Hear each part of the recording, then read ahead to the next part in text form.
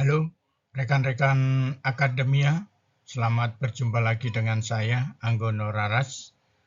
Pada strategi marketing dan analis sesi ke-9 ini temanya adalah mengelola distribusi. Selamat mengikuti.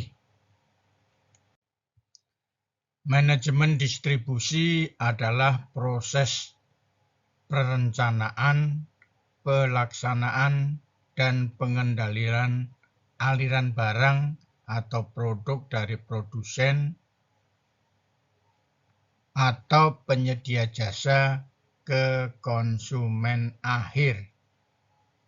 Kegiatan ini melibatkan berbagai keputusan strategis, taktis, dan operasional untuk memastikan produk atau layanan tersedia dalam jumlah yang tepat, di tempat yang tepat, pada waktu yang tepat, dan dengan biaya yang efisien. Tugas utama manajemen distribusi meliputi perencanaan distribusi, mencakup penitipan atau penetapan tujuan distribusi, analisis pasar, penentuan saluran distribusi yang sesuai, dan pengembangan strategi distribusi. Selanjutnya, pengangkutan dan penyimpanan, yaitu kegiatan menentukan metode transportasi yang optimal, penyimpanan yang efisien, serta manajemen rantai pasok atau untuk mengoptimalkan aliran barang. Manajemen saluran distribusi, kegiatan yang melibatkan pemilihan, evaluasi, dan pengelolaan saluran distribusi, termasuk hubungan dengan pemasok, distributor, dan pengecer. Yang berikutnya pemenuhan pesanan, yaitu satu proses penerimaan, pengolahan, dan pengiriman pesanan dari konsumen. Selanjutnya pengembangan hubungan dengan pemasok dan pelanggan, yaitu membangun hubungan yang kuat dengan pemasok dan pelanggan untuk meningkatkan kepuasan dan retensi. Yang keenam, penggunaan teknologi informasi berupa menggunakan teknologi informasi dan sistem manajemen rantai pasokan untuk meningkatkan visibilitas, efisiensi, dan pengambilan keputusan dalam manajemen distribusi. Dalam manajemen distribusi terdapat istilah 5C. Maksudnya adalah customer, company, kolaborator, kompetitor, dan konteks. Customer atau pelanggan, di mana pelanggan yang menjadi target penawaran produk, baik itu barang atau jasa. Kemudian company atau perusahaan yang memproduksi produk yang ditawarkan kepada pelanggan. Kolaborator adalah perusahaan yang mensuplai bahan baku yang dibutuhkan perusahaan untuk memproduksi produk. Kemudian kompetitor atau pesaing, perusahaan lain yang memproduksi produk yang sama atau produk substitusi. Sementara konteks merupakan perusahaan atau perorangan yang mampu melakukan pendekatan terhadap peraturan pemerintah. Perencanaan distribusi adalah tahap penting dalam manajemen distribusi yang melibatkan serangkaian langkah untuk memastikan bahwa produk atau layanan distribusi dengan efektif kepada pasar yang tepat. Berikut ini adalah komponen utama dari perencanaan distribusi. Yang pertama, penetapan tujuan distribusi. Tahap pertama dalam perencanaan distribusi adalah menetapkan tujuan yang jelas dan terukur.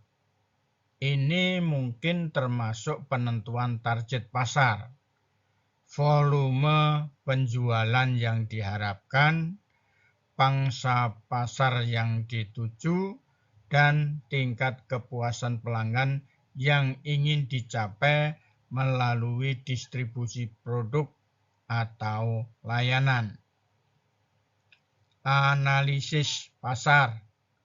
Langkah selanjutnya adalah melakukan analisis pasar yang komprehensif untuk memahami kebutuhan dan preferensi konsumen, serta karakteristik pasar yang bersangkutan.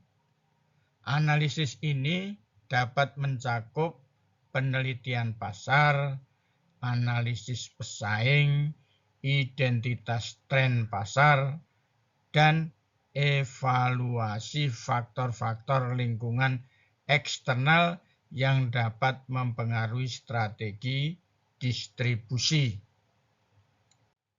Yang ketiga, penentuan saluran distribusi yang sesuai. Setelah pemahaman yang baik tentang pasar, perusahaan perlu menentukan saluran distribusi yang paling sesuai untuk mencapai target pasar. Ini melibatkan pertimbangan seperti jenis produk atau layanan yang dijual, karakteristik target pasar, biaya distribusi, dan kebutuhan logistik. Yang keempat, pengembangan strategi distribusi. Setelah saluran distribusi dipilih, langkah selanjutnya adalah mengembangkan strategi distribusi yang sesuai.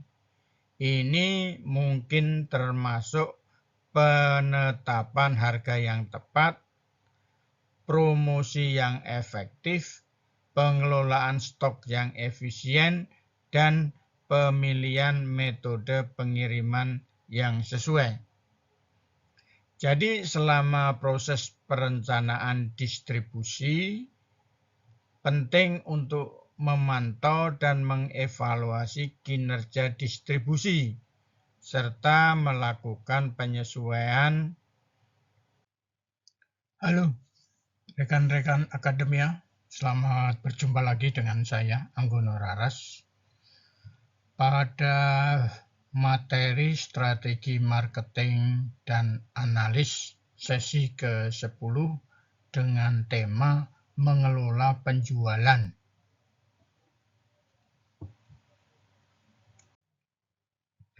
Manajemen penjualan adalah aspek penting dari implementasi strategi pemasaran perusahaan. Keberadaan manajemen yang baik membuat proses pemasaran produk lebih terorganisir. Dengan begitu, proses penjualan produk dapat berjalan lebih efisien. Operasi penjualan di mana aspek ini merupakan sebuah upaya manajer penjualan dalam menyusun tim yang dapat bekerja secara efektif.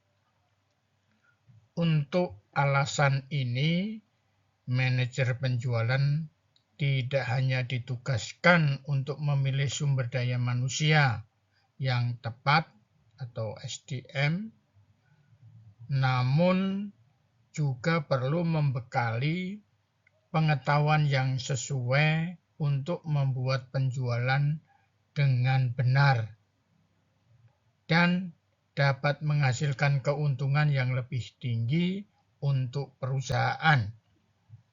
Sehubungan dengan manfaat yang mampu mendorong laba, manajemen penjualan adalah pengetahuan yang tidak hanya dibutuhkan oleh pengusaha besar, namun usaha kecil dan menengah atau UKM juga perlu menerapkannya.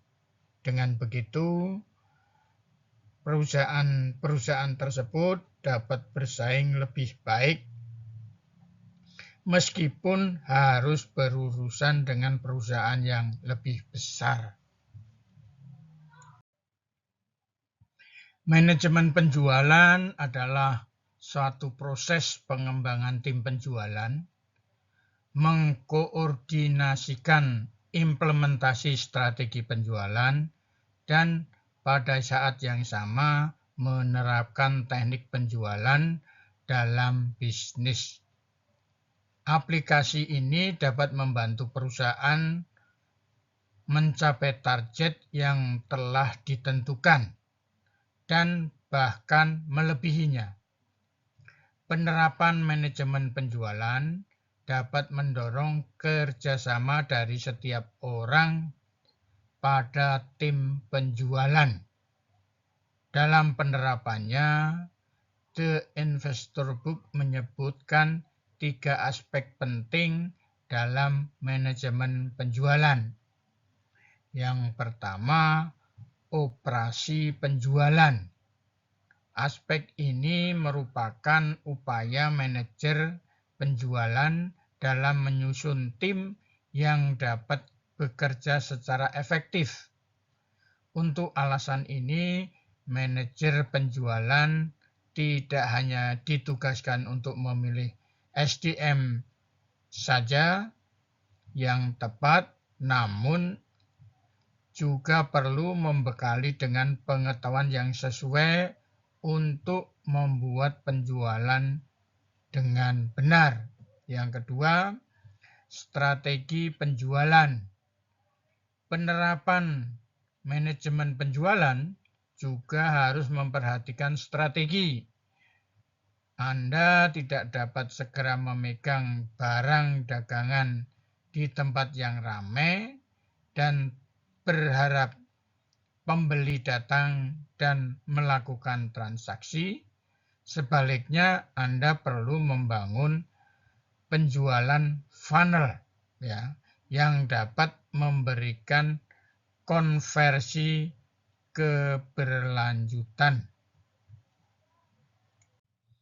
Analisis penjualan, perencanaan, penganggaran, dan pengorganisasian.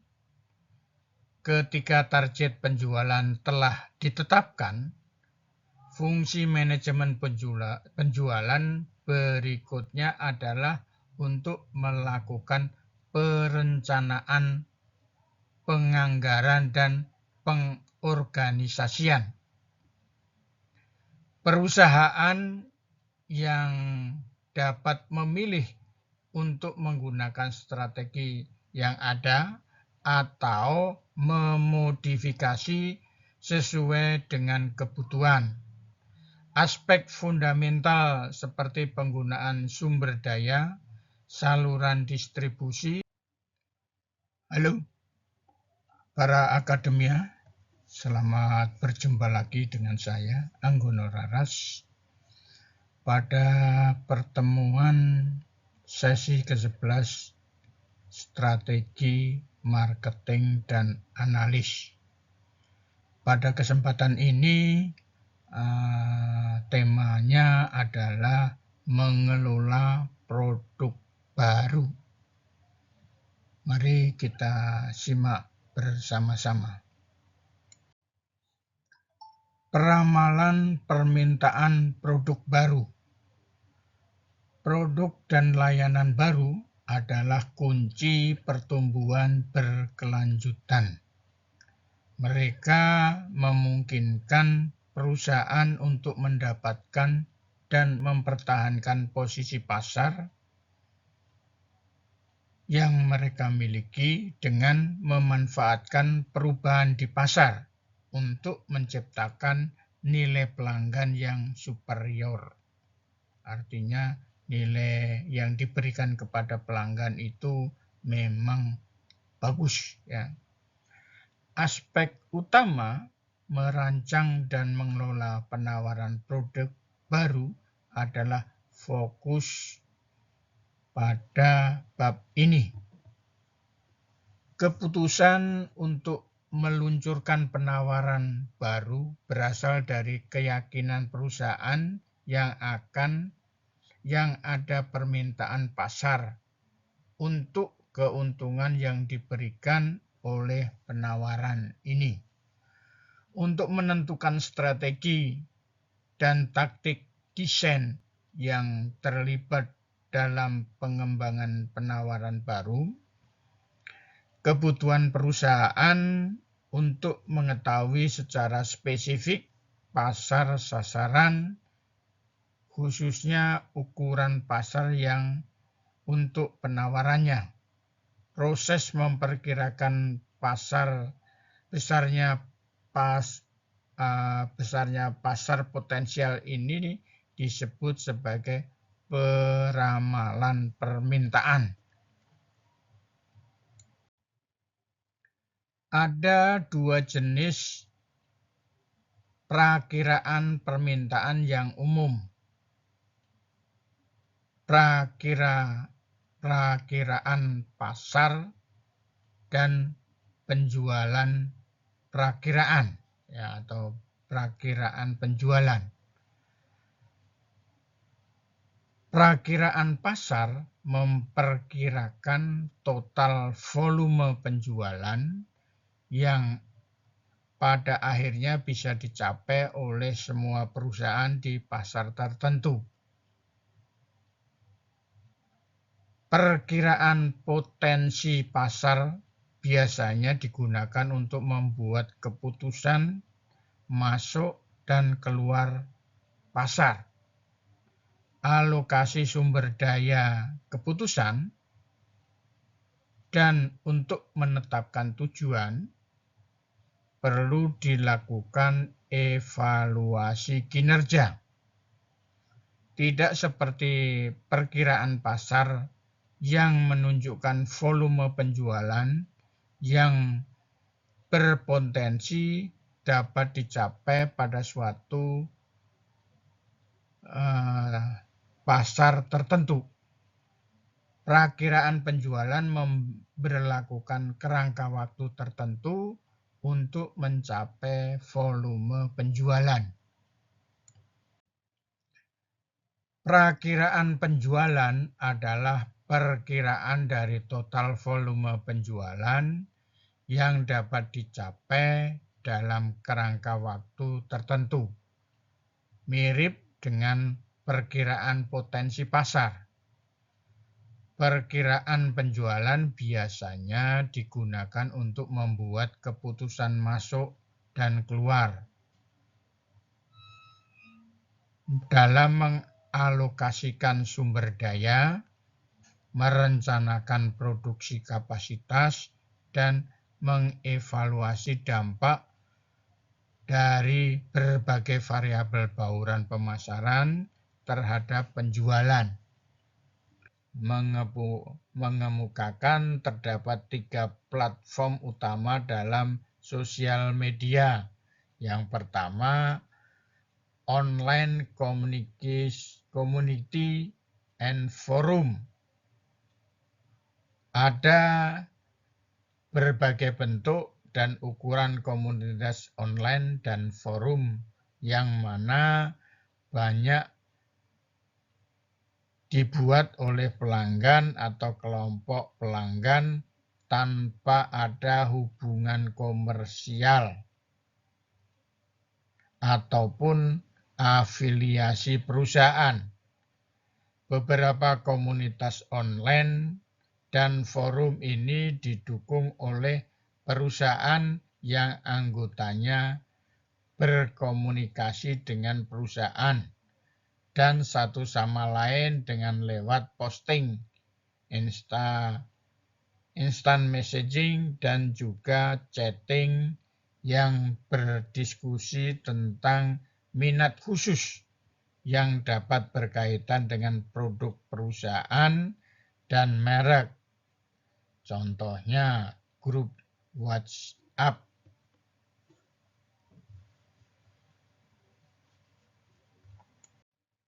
Yang kedua adalah blog. Ada sekitar 3 juta pemakai blog dan mereka sangat bervariasi. Sebagian dalam bentuk blog pribadi untuk teman-teman dekat dan keluarga, dan juga yang lainnya dibuat untuk menjangkau dan mempengaruhi khalayak luas. Contohnya blog paperbrain.com dan masih banyak lagi. Yang ketiga, social network. Jaringan sosial sudah menjadi kekuatan yang utama baik pada bisnis konsumen dan juga pemasaran bisnis ke bisnis. Salah satunya adalah Facebook, Messenger, Twitter, dan lain-lain. Jaringan yang berbeda itu menawarkan manfaat yang berbeda untuk perusahaan. Contohnya, Facebook dibuka lewat laptop. Ya. Sosial media bagi pendidikan.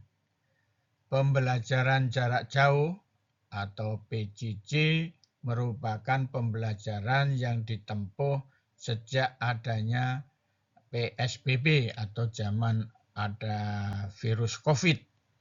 PJJ ini adalah cara belajar daring untuk menghindari tatap muka diganti dengan tatap maya. Cara belajar tatap maya tidak sama dengan cara belajar tatap muka. Cara belajar tatap muka adalah murid datang di kampus dan masuk kelas. Guru mengajar di depan kelas dengan menggunakan multimedia dan laptop. Namun pada saat PJJ, semua materi sudah disiapkan, seperti modul, bahan presentasi PowerPoint atau PPT, kuis, dan tugas. Berikut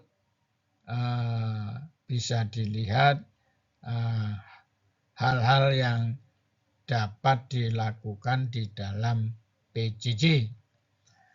Untuk terjadinya proses PJJ ini, pihak kampus telah menyediakan sistem informasi pendidikan yang dibutuhkan, yaitu sistem informasi akademik, disingkat SIAKAD atau milik kampus.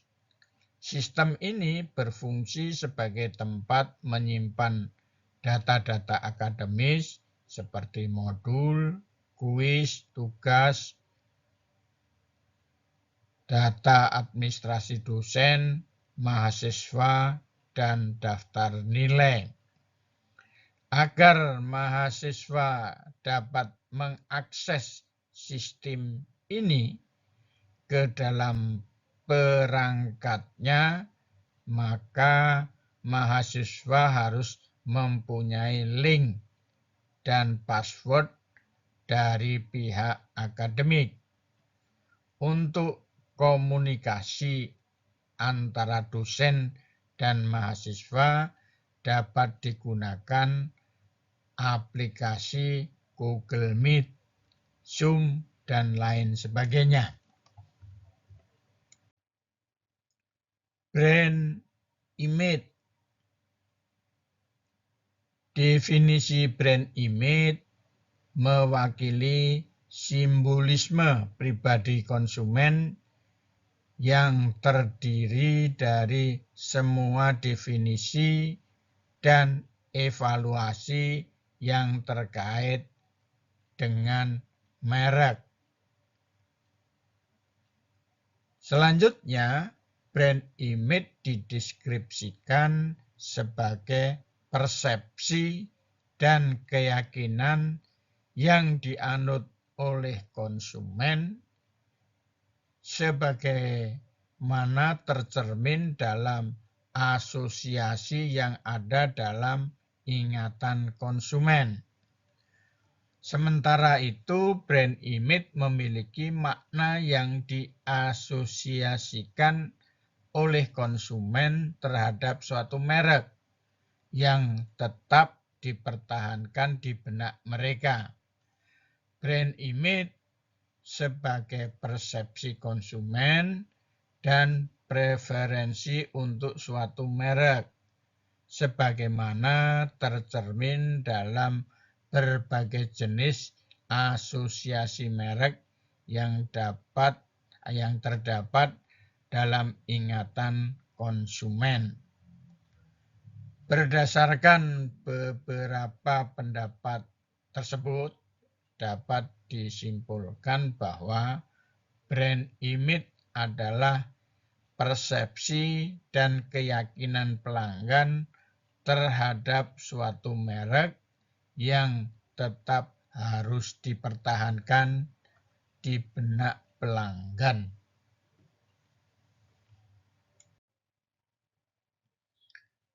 Definisi brand image. Brand image mewakili simbolisasi pribadi konsumen yang terdiri dari semua definisi dan evaluasi yang terkait dengan merek.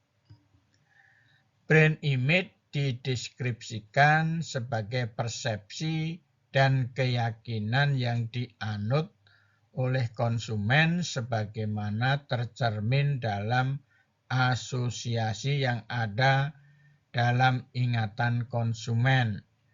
Brand image memiliki makna yang diasosiasikan oleh konsumen terhadap suatu merek yang tetap dipertahankan di benak mereka.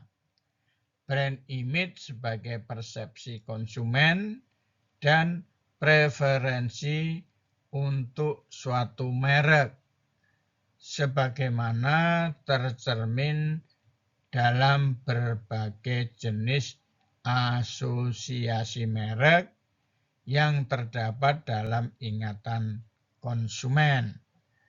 Berdasarkan beberapa pendapat tersebut, dapat disimpulkan bahwa brand image adalah persepsi dan keyakinan pelanggan terhadap suatu merek yang tetap terus dipertahankan di benak mereka. Karena brand image adalah persepsi pelanggan terhadap satu merek, tujuan perusahaan adalah untuk menciptakan brand image yang kuat di benak konsumen. Program pemasaran dapat menghasilkan brand image yang positif dengan membangun keterkaitan yang erat antara merek dan image dalam ingatan konsumen. Contoh, Terminal 3 Bandara Internasional Soekarno-Hatta yang perlu membangun brand image yang kuat dalam benak penumpang. Faktor-faktor yang mempengaruhi brand image. Banyak penelitian yang telah menganalisis faktor-faktor yang mempengaruhi brand image. Brand image dapat dipengaruhi oleh kepuasan konsumen, e-service quality, brand image memediasi pengaruh e-service quality terhadap e-CRM quality. Indikator brand image. Terdapat beberapa indikator yang digunakan untuk mengukur brand image yang telah diteliti sebelumnya. Brand image dapat dianalisis melalui konvensi, brand persepsi, atau brand domain, brand reputasi, dan brand affinity, dan brand rekognisi. Kepuasan. Definisi kepuasan. Kepuasan pelanggan berbeda-beda tergantung pada situasi dan produk atau layanan. Pelanggan mungkin puas dengan produk atau layanan, pengalaman, keputusan pembelian, wiraniaga, toko, penyedia layanan, atribut, atau salah satu dari faktor tersebut. Kepuasan pelanggan mengacu pada evaluasi keseluruhan atas dasar pengalaman total pembelian dan konsumsi pelanggan dari perusahaan yang menyediakan barang atau jasa dari waktu ke waktu. Kepuasan pelanggan dianggap penting dan merupakan faktor penting dalam membeli kembali produk atau menerima layanan, terutama yang tidak berwujud. Kepuasan adalah perasaan yang dihasilkan dari mengevaluasi apa yang telah diterima berbanding dengan apa yang diharapkan, termasuk keputusan pembelian itu sendiri, kebutuhan dan keinginan yang terkait dengan pembelian. Banyak penelitian terdahulu yang telah membahas mengenai kepuasan pelanggan, dan beberapa pendapat yang sudah disebutkan dapat disimpulkan bahwa kepuasan pelanggan dapat didefinisikan sebagai konstruksi dan sikap konsumen yang khusus terkait dengan fenomena pasca pembelian yang mencerminkan seberapa besar konsumen menyukai atau tidak. E-service quality. Dengan perluasan akses internet, semakin banyak kegiatan terkait jual beli barang dan jasa yang dilakukan melalui e-commerce. Salah satu platform e-commerce di Indonesia yaitu Shopee Indonesia, hadir untuk memenuhi kebutuhan konsumen di Indonesia membeli dan menjual secara online. Tetapi ada beberapa kasus yang menunjukkan bahwa pelanggan mendapatkan kualitas e-service yang tidak memuaskan. Konsumen di berbagai media online untuk menyuarakan kekecewaan mereka penyedia layanan elektronik yang tidak memuaskan. Hal ini mempengaruhi minat beli konsumen lain yang membaca keluhan pelanggan ini. Selain layanan yang tidak memuaskan yang diberikan oleh vendornya, citra merek atau brand image juga mempengaruhi konsumen yang ingin berbelanja online melalui Shopee. Dalam hal ini terkait dengan minat beli konsumen.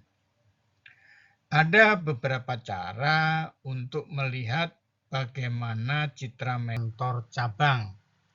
Di dalam setiap tahun, kantor cabang dan pihak manajemen di kantor pusat akan melakukan rapat kerja tahunan, ya, rapat kerja tahunan, di mana kegiatan-kegiatan tersebut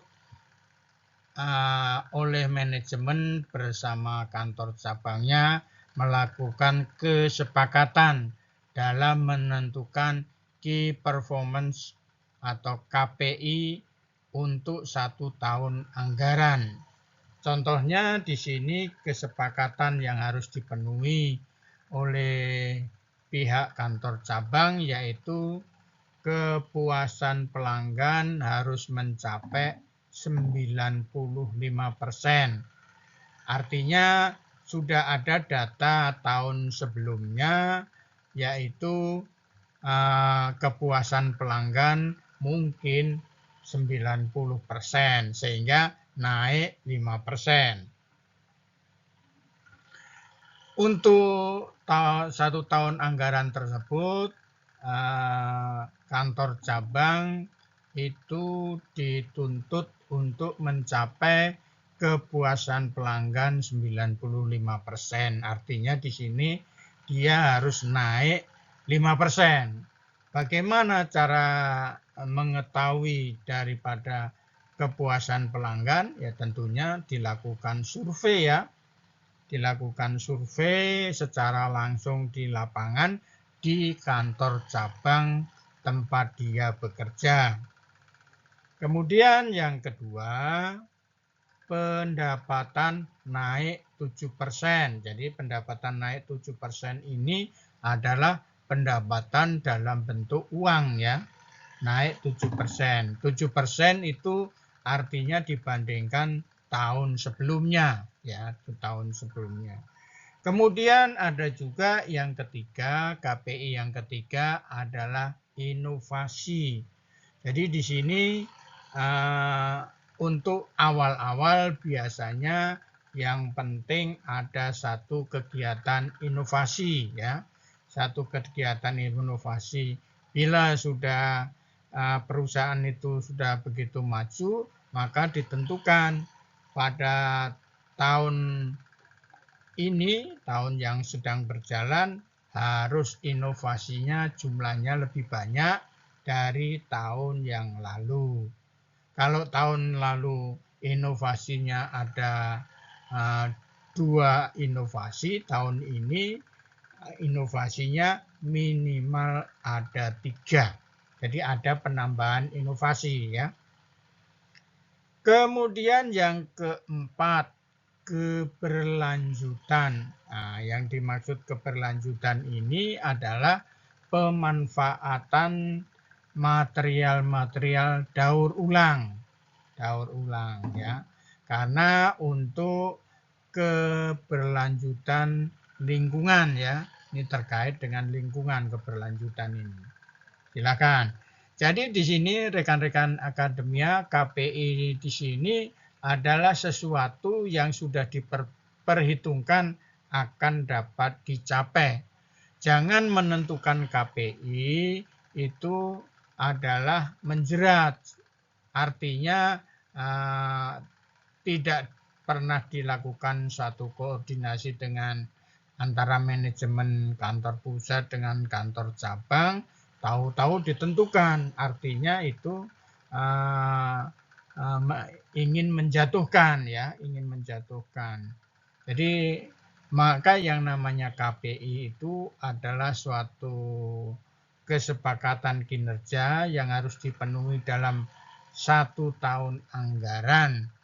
Antara kesepakatan ini ditentukan berdasarkan manajemen kantor pusat dan manajemen kantor cabang atau anak perusahaan.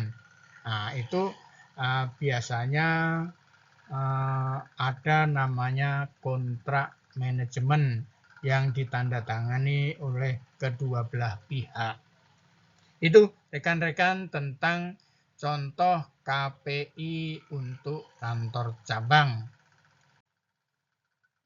Mari kita lihat bagaimana cara melakukan evaluasi. Jadi kita bisa melihat di blok diagram yang ada di layar. Di situ terlihat ada kotak regulasi, kemudian kotak realisasi proyek. Regulasi itu aturan, ya, aturan yang disepakati kedua belah pihak. Kedua belah pihak itu adalah pemilik pekerjaan sama pekerjanya, pekerja proyek. Nah, itu terbentuk dalam sebuah kontrak yang disepakati di atas meterai, ya, di atas meterai. Jadi mereka kedua atau para pihak ini saling melakukan kesepakatan dalam bentuk kontrak kerja. Sementara evaluator yang melakukan evaluasi ini membandingkan kontrak dengan realisasi proyek, ya. Kontrak dengan realisasi proyek itu dilihat oleh auditor ini. Sehingga mereka auditor ini untuk tahap awal itu bisa menemukan 4 kegiatan. Yang pertama, temuan kepuasan pelanggan. Temuan kepuasan pelanggan ini ada 2, temuan positif dan temuan negatif. Kalau temuan positif itu yang diharapkan, temuan negatif itu yang harus ditindaklanjuti dan itu harus dipertanggungjawabkan oleh pelaksana proyek, ya kan? Yang kedua, temuan pendapatan. Jadi temuan pendapatan itu ada 2 juga, yaitu temuan positif dan temuan negatif. Apabila temuannya positif, artinya pendapatannya meningkat di atas yang sudah ditentukan, maka itu harapannya. Sementara untuk temuan yang negatif, karena performan pekerjaannya itu di bawah standar yang sudah ditentukan, maka ini harus ada tanggung jawab daripada pelaksana proyek. Sementara yang ketiga ada namanya temuan inovasi. Temuan inovasi ini ada 2 juga, positif dan negatif. Kalau temuan inovasi positif, yaitu artinya inovasinya jumlahnya lebih banyak dari yang diharapkan. Sementara kalau temuannya sama, itu artinya tidak ada inovasi, ya. Kemudian kalau apalagi temuannya negatif, yaitu di bawah standar yang diberikan. Ini menjadi satu temuan yang harus ditindaklanjuti dan dipertanggungjawabkan oleh pelaksana proyek tadi atau pekerjaan. Kemudian yang keempat, temuan keberlanjutan. Temuan keberlanjutan ini ada juga positif dan negatifnya. Yang positif itu dia memang lebih banyak menggunakan material daur ulang, materi daur ulang lebih banyak. Sementara kalau temuannya itu daur ulangnya itu negatif, maka ini perlu ada jawabannya ya, mengapa kok seperti itu. Jadi itu rekan-rekan semua tentang cara evaluasi. Baik, rekan-rekan akademia, sekarang saya akan coba melakukan summary atau kesimpulan, yaitu bahwa evaluasi dan pengendalian dilakukan secara menyeluruh, mulai dari input, proses, dan output. Kemudian pekerjaan input, pekerjaan pada proses atau pada input, proses, dan output secara internal dari masing-masing bagian atau unit yang telah ditunjuk petugasnya. Kemudian di dalam pekerjaan tersebut ditunjuk pengawas ya, pengawas internal di unit masing-masing sebagai pengawas pekerjaan ya. Sementara auditor akan memeriksa hasil akhir pekerjaan berdasarkan peraturan yang disepakati dalam pekerjaan tersebut.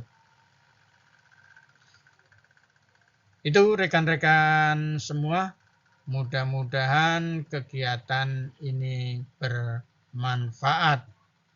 Selanjutnya kita akan melakukan satu kegiatan lanjutan.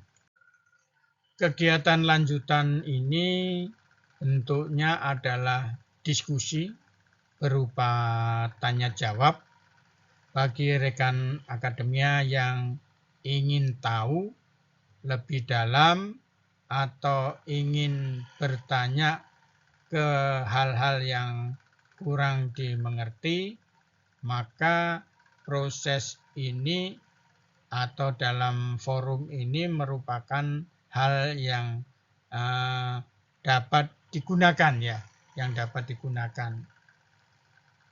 Jadi di sini memang dibutuhkan satu perhatian khusus dari rekan-rekan akademia agar materi ini dapat diserap dengan baik. Begitu, terima kasih. Saya Anggono Raras dengan email dan nomor HP tercantum di dalam layar monitor. Terima kasih.